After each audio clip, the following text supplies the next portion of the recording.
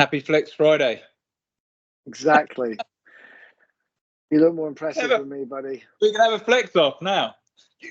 Thank you very much for coming on the call. I'm going to record it as we discussed. Obviously, I won't put anything out there until you're happy, hopefully, and you'll be very happy. So I know we've only got half an hour, so I've tried to do things a bit differently. Rather than going through your DNA results first, I'm going to go through your epigenetics first. Okay. And then the idea being is we know where you are, so we can then look backwards at the DNA to see how we can get to where you want to get to. Okay. Does that make sense? It does, though I'm obviously keen from a DNA point of view so I can help others, because that's what predominantly we're leading with at the starting point for Jets. But let's go for it. Okay, so the good thing is, overall, epigenetically, you're smashing it. So everything's in the green. And the only thing where, ideally, once we get into your DNA, what we want to be able to do is to remove your biological age backwards. So at the moment, you're in the green, but you're 1.7 years older than your 21 years. I feel every 1 year older, and you're in the kind of good in terms of inflammation score. In terms of, so that's the epigenetics out the way. So what I'm going to do is, obviously in the DNA kit, what we do is we break down into different categories. I'm going to go through each of those categories really top level, and then explain where you are, and then things that you might, it'd be good to see if things that we talk about resonate, or maybe even don't resonate in terms of you think, actually, that's nonsense. That'd be good to hear that as well. But I'd like to think that most of the things we're going to talk about today, you'll go, yeah, that makes sense. Yeah, me too, to be clear. Otherwise, we'll have to retest you. In terms of physical power, this is one of the areas that we look at. Yeah. You're gifted in 3 areas, which, from my limited experience of other people showing their results, even Olympic athletes and astronauts, that is really rare. Okay, so that's a good thing. That's absolutely good. So the 3 areas that you're gifted in are muscle power and stamina and power to weight ratio. And you're actually also above normal in O2 usage. So you may have missed your calling and could have been a really amazing athlete. I'm sorry to upset you at this stage, but there are master's opportunities. So does that, from a physical point of view, does that kind of make sense to you? I know you are fit, and obviously you do competitive stuff, and you do.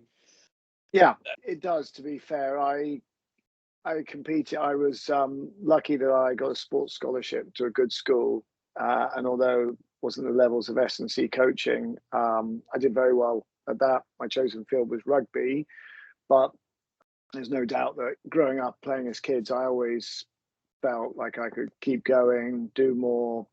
I got my heart tested. I did an Ironman and got my heart tested at Surrey Institute of Sport, and they said I have I don't think it's in here because I'm not sure how that fits in from a DNA point of view, but I have a large heart that beats harder before it beats faster, therefore really helping endurance. So I therefore was having to work harder at doing more to hit to try and increase the beats per minute, because in general I got a low resting heart rate. It's lazy if left to do nothing. Yeah. But if working it, it's a very positive for endurance.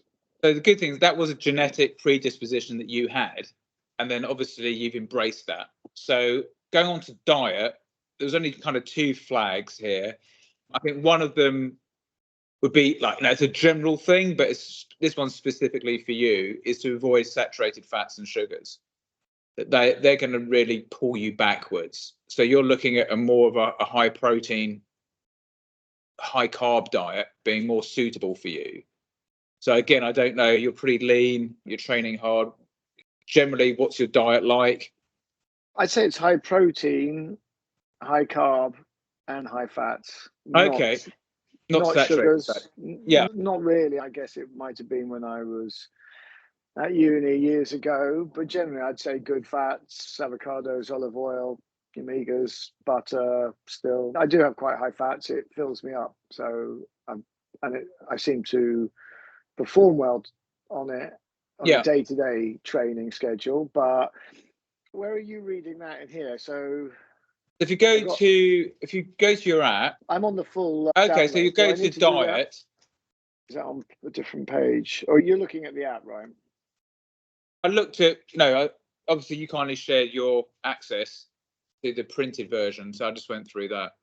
What page is that, please? Just to help me. I haven't got it open. All I've got is I've notes. gone through it, taken my notes and deleted it as agreed, because obviously your data. I was happy for you to have it open while we did it. Yeah, I just thought it was 180 odd pages, but it might have taken us a little while to go through it all. So I thought it made more sense to analyse it. I agree. I wasn't planning on going through every page. Okay. Okay, so I'm a bit lost in where I'm on action plan for health, but anyway, so let's have a look at the top. It gives me a page. It doesn't give me a page number on contents, and just a bit of feedback that'd be helpful. To be fair, most people use the app because it is more intuitive and you can click into the different categories. So if, for example, I find it easier to read and assimilate on the full report, but you're right, the app, I'm taking this call on the phone, so that wouldn't work at the moment. Well, that's interesting. We'll come on to your assimilation and easy in a minute with your mental health. So just to finish on the diet point of view, so I don't have a sweet tooth, and so refined sugars is not something I've ever done. But you're saying in general, fats, I need to be more careful mindful of that. Yeah, and absolutely. Is that saturated fat specifically? Yeah, saturated fats specifically. Okay. Yeah. And obviously, if you're fit, you're active, you're doing a lot of the right things. For somebody that wasn't in your level, that would be more of an important flag. Yeah. Whereas because you are doing what you're doing, it's less important than if you were a sedentary, for example. Yeah. The next thing we're going to look at is supplements. Complete transparency, we're a supplement company, but I don't want, and the reason why we launched this product, we don't want people wasting money on things they don't need. But what we want people to be able to do is to understand what they do need for their health and being and why, and take the things that they need, but not the things that they don't. So in no way are the two linked. It just so happens, and in fact, some of the supplements that we're going to go through in the moment, we don't even currently do. So the one that comes out, and it's not a big surprise here, it's very common, is vitamin D. You're deficient in that. And studies are showing that almost 10% of the human genome is regulated by vitamin D. So really getting sufficient levels, particularly if you're participating in anything fitness related, if you're interested in your longevity and your health, is absolutely important. So the fact that you're not getting that and that you're deficient, this is going to be one of the things that I was talking about earlier that can help you get down this biological age, even below your current chronological age. The other thing to consider is how vitamin D plays into your metabolism, and also it's linked into your testosterone level as well. So if, for example, and we'll come on to this later, you had a low testosterone level, the vitamin D would help mitigate that to some extent. So for you, if you're not taking vitamin D3, you need to get on it. And it'd be interesting to then see epigenetically if that then starts playing a role in reducing your biological age. So the next one that you need. Just whilst you're on that, what is a vitamin D deficiency look like? How's that manifest itself? So basically, you'll have energy levels won't be as good as they would have been. Your metabolism won't be as effective. Your testosterone level may dip. You might have struggle sleeping. Literally, vitamin D, somebody once said to me, it shouldn't be called a vitamin. It should just be called an essential nutrient because it is involved in so many parts of our DNA and sustaining that DNA across different things, whether it be metabolism and so on, that it really is crucial. And it's one of the things that I'm now taking myself that I didn't even think about because I always assumed I spend a lot of time outdoors. I'm probably getting all the vitamin D I need. But in fact, particularly in these countries the country that we live in, there isn't actually that much natural sunlight. And although we think we spend a lot of time outdoors, most of us spend a lot of time behind the desk or in a car or in our homes.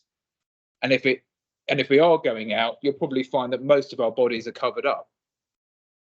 So again, when we were doing stuff with NASA, when they did the mission across the North Pole, they needed vitamin D because although they were outdoors for 42 days doing the 4,200 kilometers, the only bit that got any sunlight was their eyes. and it's just not enough. And that would have had a massive impact on the success of that mission. Vitamin D is an absolute crucial one. The other one that comes up as essential for you is vitamin B12. And this is involved in a lot of biological processes, in energy metabolism. It can also result in fatigue, dizziness, shortness of breath, sleepiness disorders, nausea. So again, you're not getting that, and your body doesn't naturally produce it. So you have to get it from either a supplement or from food. And to get it from food, you'd have to eat a lot of food for it to move the dial, as it were. And it'd probably end up being less effective and possibly more expensive than a good supplement. For me, but neither of those two have been on any supplement list I've ever taken before. The good news is I haven't felt the ill effects of them. So some things resonate on this report, some things haven't. If you look at B12, I haven't felt any of those symptoms. In fact, you sometimes sleep, but that might be more to do with thinking and stress role. Both vitamin D and B12, but I haven't. In fact, I'd say maybe I could be better. I need to perhaps start taking. I did following this about 8 weeks ago, nearly 2 months. I've started taking B12.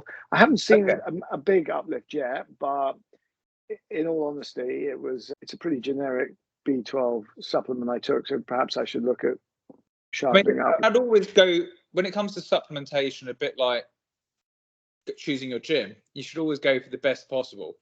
There was one in the cupboard here that someone hasn't used for ages or something, and I just thought I'll start taking it. Probably gone out of date.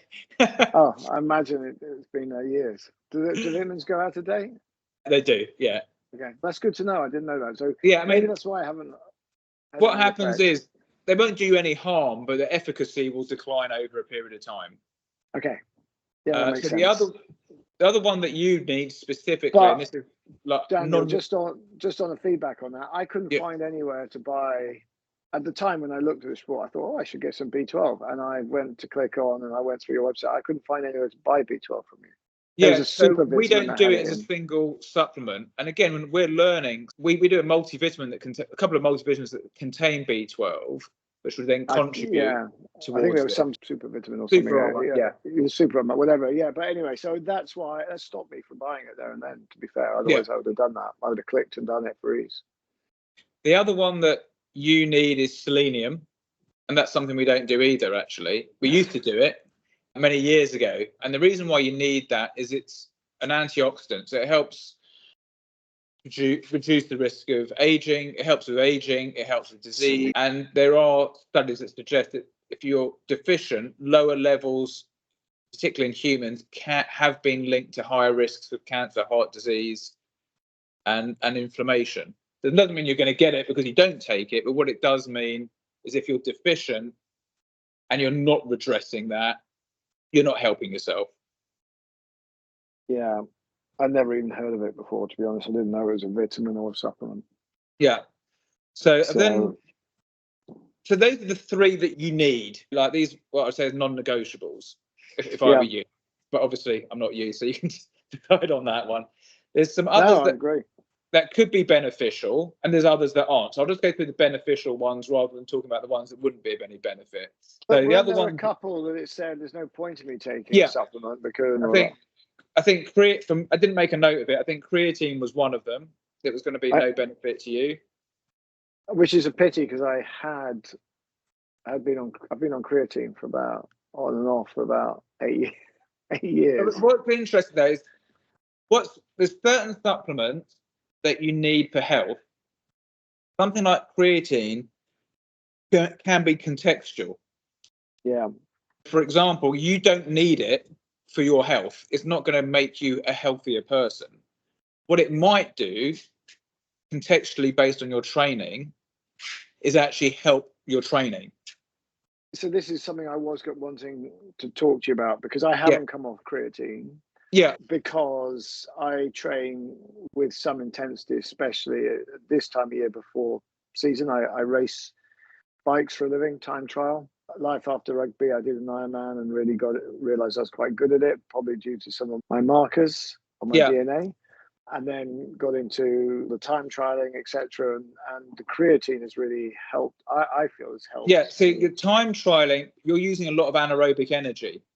Oh. So creatine, as you probably know, recycles anaerobic energy and reduces lactic acid buildup. So contextually, within the sport that you've chosen, aligned with your already amazing genes, that's going to help. But because of your genes is probably why you don't need it for your health, if that makes sense. Yeah, okay. So the other ones that are beneficial, omega-3s, and I think we probably all know about the benefits of that. So it's heart health, eye health, helping with blood vessel, can also help with reducing inflammation, joint inflammation as well. Branch chain amino, this actually shows this is going to help you with your muscle and tissue recovery and growth, your strength and your general well-being. So I don't know if alongside your creatine, you've used BCAAs or... I have prioritized creatine over BCAAs, but when I'm training in general, I will use a BCAA. So I raced last night. I did an online e-race. Okay.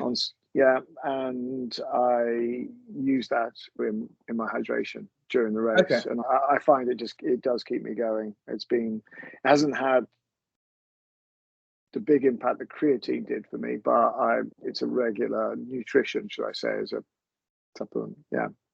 But I'll mark that down because I think that's interesting. I missed that in my report. Then the final one that I'd say is that these are nice to haves, the three that we're talking about now, is arginine. So that helps improve your mental health, your cognition, and it also helps oxygenation of the blood. So again, that's why it helps. We used to do a product back in the 90s called Y-arginine, which was a combination of yohimbe and arginine, and that was for specifically for men with ED issues, and it was very effective. Unfortunately, yohimbe got reclassified as a medicine. We had to stop selling it. But when you say ED issues, erectile dysfunction, really, and that helps. Yeah, because it helps. It's all about blood flow and oxygenation. I saw that the latest news was that men's erectile dysfunction medicines have been linked to positive results in arresting Alzheimer's and dementia. Yeah, that's because what it is, it's about going back to the omegas and the arginine. They help with delivering oxygen more efficiently. Yeah. So oxygen starvation at the extreme will cause you used to go brain dead. So it does make sense that the more oxygen and the more effectively the blood can flow, that's going to have a cognitive benefit. Yeah. Okay. Is it on the WADA? Is it on WADA's ban list? No, it's a completely natural supplement. It's an amino acid. Actually, yohimbe, which we did, is probably now on there because it's a stimulant. Yeah, because I still get testing for events, so I've got to be a bit careful to what's on and off WADA lists. Yeah. And I know in cycling a few years ago, I was doing some high altitude stuff. I wasn't particularly good at it, but some of my fellow teammates were on ED medicine because it helped them with altitude sickness. Really? Yeah, I didn't test that theory. I think it's expensive medicine. Now it's probably come down in price now, but back then I think it was an expensive medicine that you had to get by prescription. So I don't know how they managed it. These are all quite young, fit men who are far quicker and better than me up mountains, and we're on this stuff. Anyway, anything for a marginal gain. Yeah, absolutely. Health. This is the next kind of area that we look at. Just going back on the omega very quickly on that. Again, I have quite a strong omega diet. I think I do. I'm regularly using, whether it's smoked mackerel or oily fish. It's I don't eat a lot of meat. I'm borderline pescatarian. So I would say, look, as with a lot of these things, you're not going to overdose on this.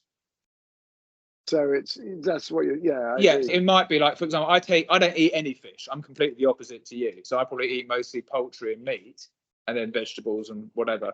So I really need this both genetically and from a diet point of view. So I take 3 of these a day.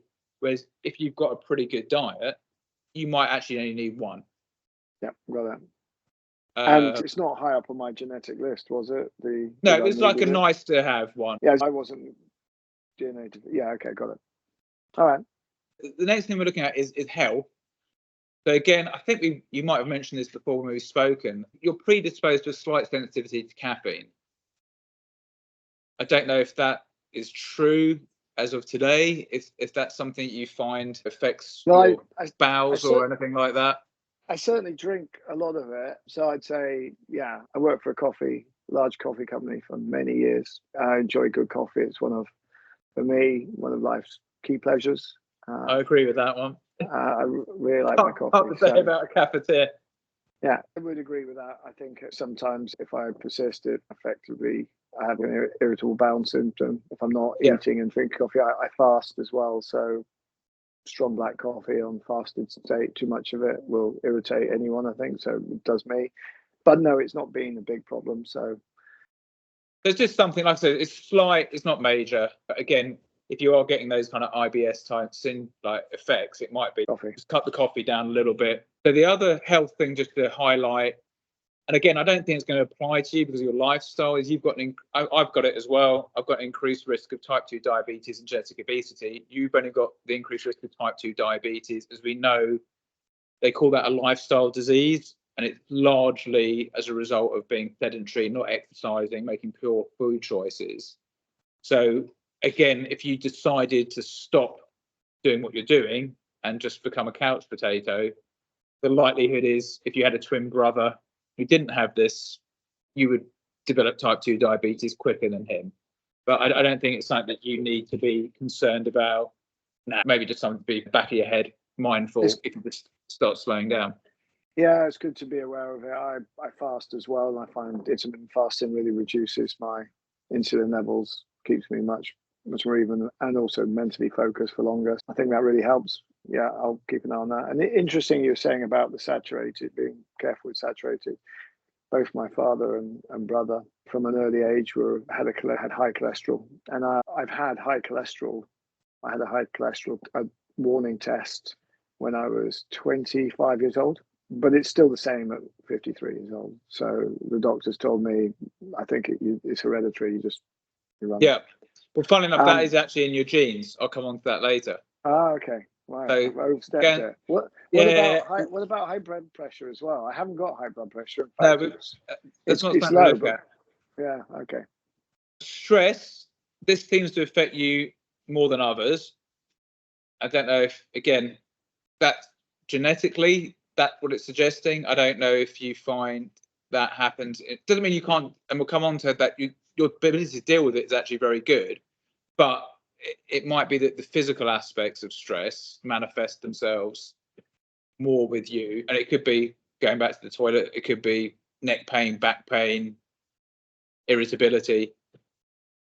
I don't think I have any of that. I'll let the people who surround me decide whether I'm irritable or not. But yeah, I think am I a worrier or stressed? It's difficult. I've probably had the same state all the way along. I compete, even as a child, competed to quite a high level. So I was always nervous before races. So having some level of stress seems to have been part of it. I have quite a stressful job. Yeah. A lot of responsibility. I don't feel overly stressed. I'm not sure. I don't recognize any of the symptoms of the manifestation. So I say that's a positive thing. Though Absolutely. I am aware that I often feel I have a lot going on and I take longer to unwind than friends and family, potentially. So anti-aging. So you got a slightly faster decline, which could be why, despite your lifestyle and being in the green epigenetically, that you're pushing uphill a little bit here. And this is where exercise, diet, and obviously supplementation can help mitigate that. So I think you've already nailed, from what I can hear, the exercise and diet bit. So it could be that it's just these couple of supplements that could be the difference that makes the difference. From a testosterone, cognition, and back pain, all normal. So that's good. Yeah. Bone strength actually is above normal. Oh, that's good then. Very good. Is that sorry? Are we looking at DNA anti-aging? This is all DNA now that we're looking at. It was just literally the first couple of things that we're talking about. Then, having said that, one of the contributing factors to this slightly faster decline is stress. So it might be because of your longevity as a competitive athlete, for want of a better word, that you've learnt to deal with that stress better, which is why it's not manifesting. And obviously, you need to be able to, if you're in a competitive environment constantly, and you have been for many years, then that's going to give you coping mechanisms, which somebody may not have done had they not had the same kind of background. Good point. Yeah. So this girl wants to say hello, I think. Hang on. This is my de-stress tool. Yeah. I should actually put dogs in here as a recommendation. So go on to mental health, slightly lower attention span. I've got a short attention span. Yours are just slightly lower. So I don't know. Short. It feels short sometimes. I'm better off. I'm certainly better off. My Myers-Briggs tells me small repetitive details, not my thing. Yeah, I prefer things that doing lots of things rather than spending a long time on anything. So that fits very well with how I've managed to myself. Vitamin D actually helps with that, because it's also responsible for keeping your nerves healthy and functioning, and also helping the brain function. And then also things like meditation, which I don't know if you do anything out of yoga or anything like that. That would help if that's something that you want to do to help with your attention span. Or maybe it's been on my list for years. I've always wanted to do more yoga, mindfulness. I just don't seem to have the time, which I know is exactly the point. You make the time for it. Yeah, it's on my list, but then I think vitamin D might be an easier start. Yeah, and then interesting, there's another supplement, which is an amino acid called L-glutamine, which also helps with memory and concentration levels. But according to my Sifu as well, my Tai Chi instructor, is also very good for gut health. So is that L-glutamine and nothing to do with glutamine itself? L-glutamine, the proper name. Got it. So taking glutamine as a supplement is a good idea. Yeah, so I can send you some, or Miska can send you some. Miska's picked that up. Yeah.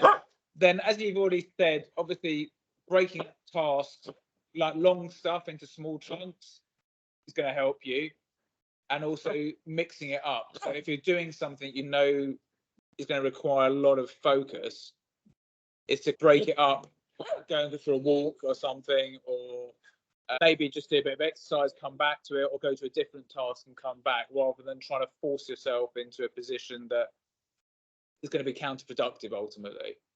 Yeah, okay. I agree with that. Again, on the mental aspect, and I think you probably are this, is Pindu is a workaholic. Yeah, I think I'll agree with that one.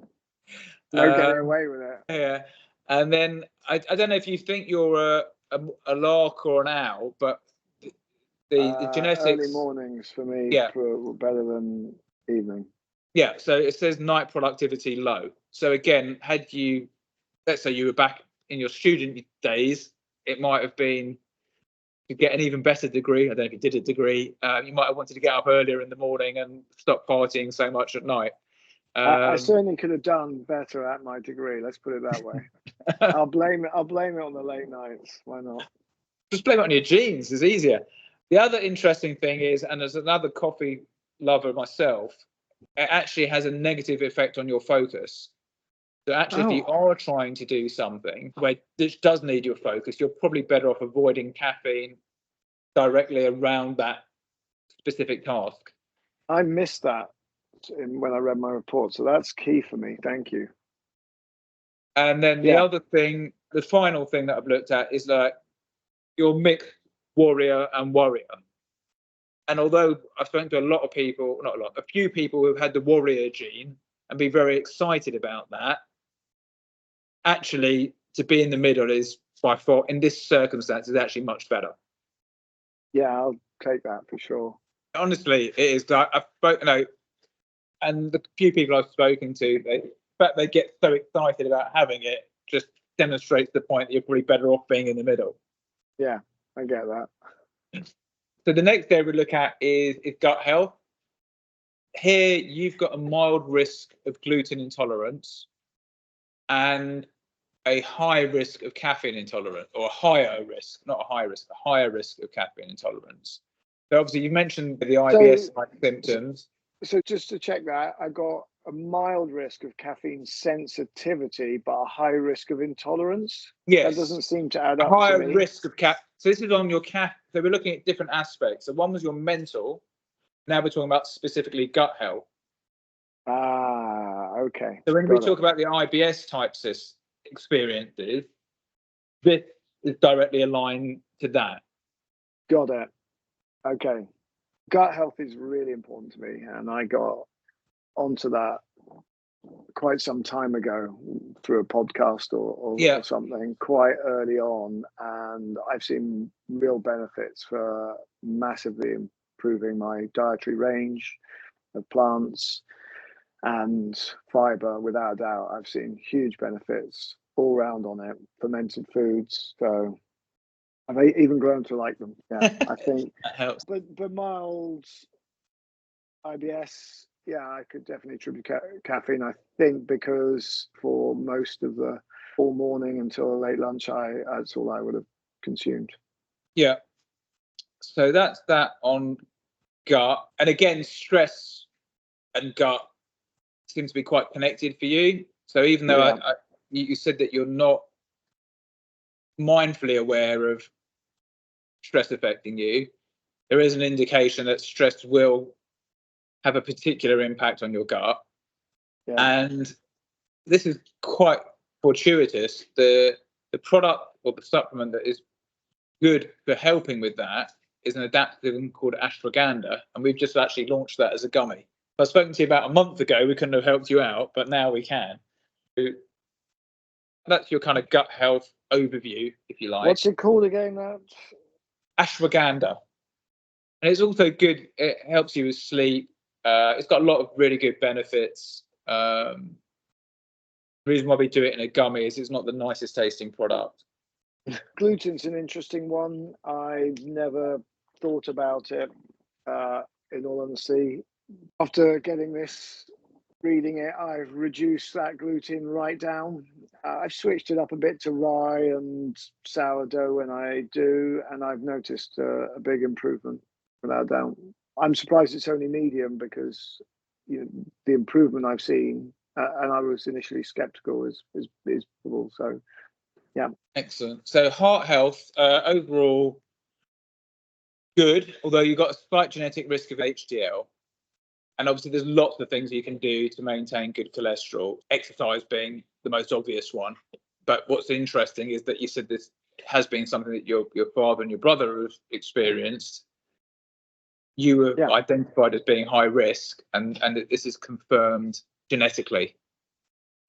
Confirmed genetically and with blood work, but it's definitely managed through diet and fitness without a doubt, because I'm 0.1 below what I was at 25. Hashtag make it happen. Hashtag Bio-Synergy. That's it. Jets.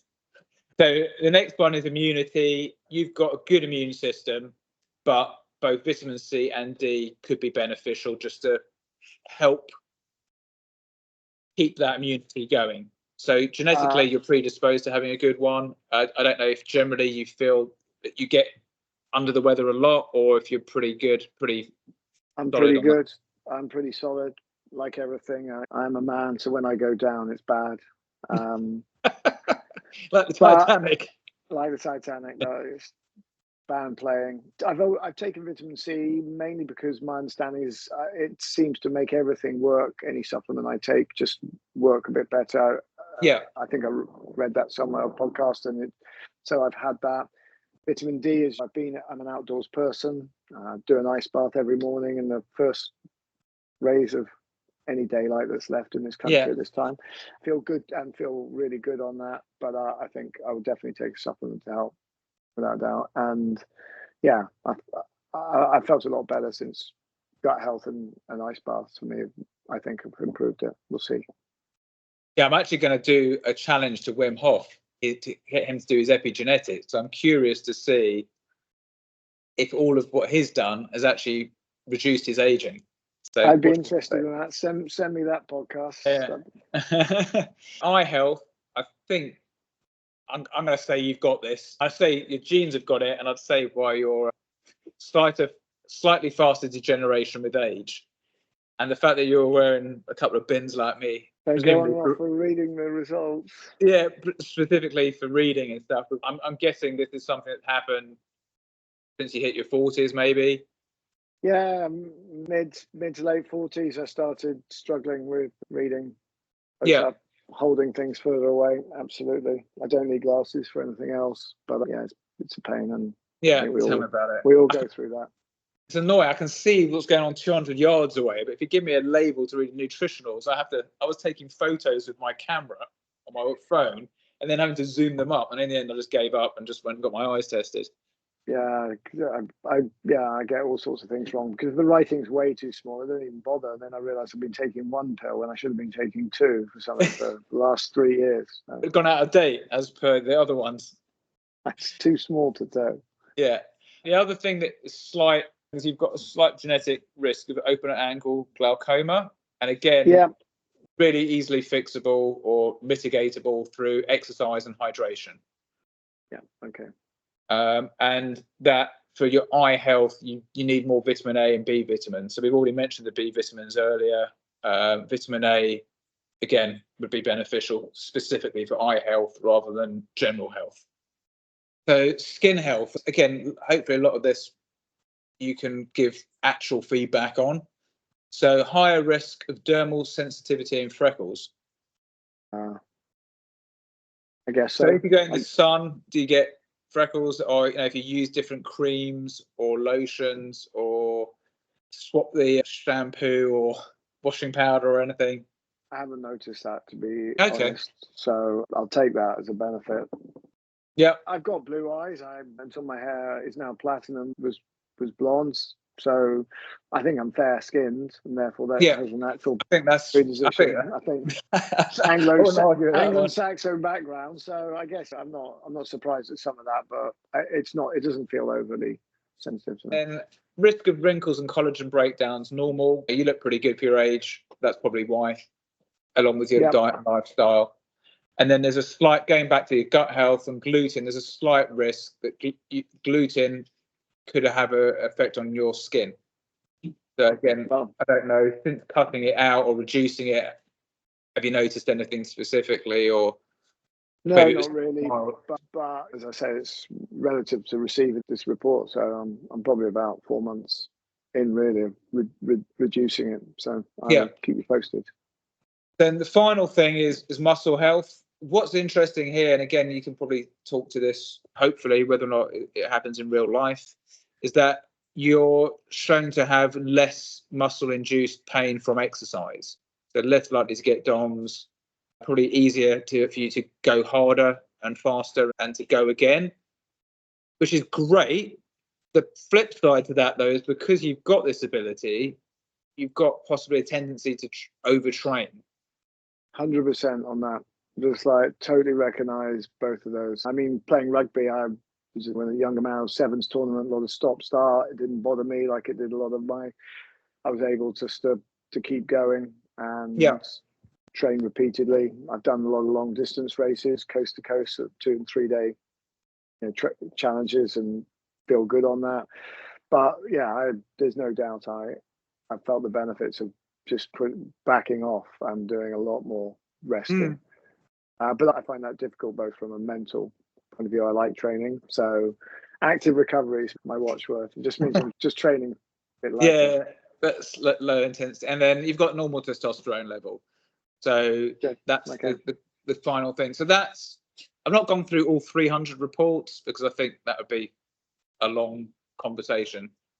But it's been really interesting, and it really helps me in just assimilating, taking my thoughts. There are a few things there that I hadn't picked out despite reading them. Again, probably goes back to my attention to detail and short spans.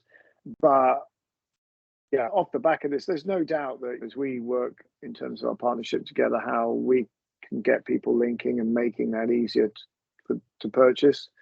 The more you do, I think, and the easier it comes from a report, I think Someone like myself who has the money to spend on it just needs to make it easy because we're both busy, right? So if it means actually having to go search out a decent D vitamin or B12, it's already I've already proved to you that that's just not happened. You missed a purchase, and I've missed actually improving my health. Yeah, absolutely. So, I mean, as we've said on the banners, we've put up it's you versus you, and that's a really important thing. Is that the purpose of this kit of exercise, of all the things that you and I do, is not to compare ourselves to other people, but to be the best version of ourselves and to understand what the roadmap is to do that. And obviously, it's then up to us as individuals which bits to embrace. So certainly from the coffee point of view, I went from 3.5 cafetiers a day down to a baby one, and that's about as far as I'm prepared to go. I just can't pick that habit altogether. Interestingly, just between the two of us, coffee lovers, same sort of problem. I've switched to filter coffee, good filter coffee, grind my own beans, and it's massive improvement. So really? I was cafetiere and also espresso Americano drinker. Switching to filter coffee, delicious. I'm really enjoying it, and I can drink far more liquid cups without the same amount impact. of concentration. Yeah, and let's face it, it doesn't have the same impact. You're filtering out a lot of the grounds that you would get in a coffee, and the taste can be just as good. So you're that irritability, and you're still getting good fiber, good whatever it's called, polyphenols.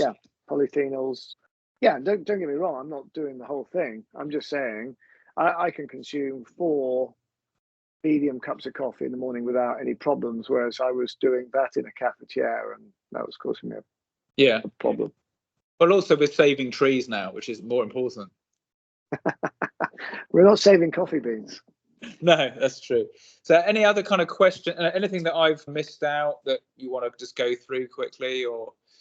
No, just for me, some general comments that I had on this, I'd be interested to understand if there was DNA markers that told people if they had that addictive personality or not.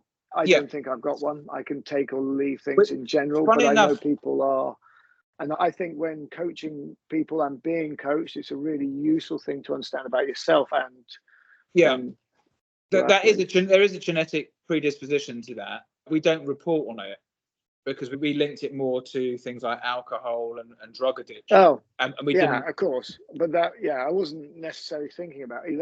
That addictive personality can be linked to many things. But no, you're right. Alcohol, gambling, could be anything like that. But I do think when it comes to then paying attention to your health, or some people can get very fixated to that, and you've got to understand whether they're able to flex. And or they need to manage themselves to an absolute T because that's the way that they manifest. That would have been interesting to me to understand. I'm pretty confident in my results, but I don't know that from a DNA point of view. That was just one thing to know. And then the other thing was just in terms of how many actual test markers are you doing on the DNA test? So we do 800,000. And so that 800,000 gives you those 300. And then what also is unique, or not, is that there are other DNA tests out there, obviously. Is what we do, which is more unique, is we look at multiple genes for one outcome. So if you go back through your report, you'll see which genes are being looked at for the specific outcome that we've given you. Yeah. And that's called a polygenic approach. Most other companies will take a monogenic one because it's still accurate, but it's just faster and a little bit cheaper. But we want to be as robust as possible. And some of the other things we haven't discussed is we also give you a bit more guidance about what training is going to benefit you most. And also, obviously, within the app, there's meal guides and other useful information. No, I've seen that. I was very interested in the 300 observations, how many tests are done on your DNA to that. So that I had no concept that was going to be 800,000 to 300. Yeah, I think that's an absolute key, and also shows you the value of the price point. Yeah, you can make that cheaper and half the amount of tests. Oh yeah, there's companies that sell some that just look at 8 genes. Yeah, and it's 50 quid. So it's a false economy. And also the other thing is, if you don't go on as you did to do the epigenetics, which you don't have to do that clearly. If you just do the DNA, it's a once in a lifetime investment. Mm.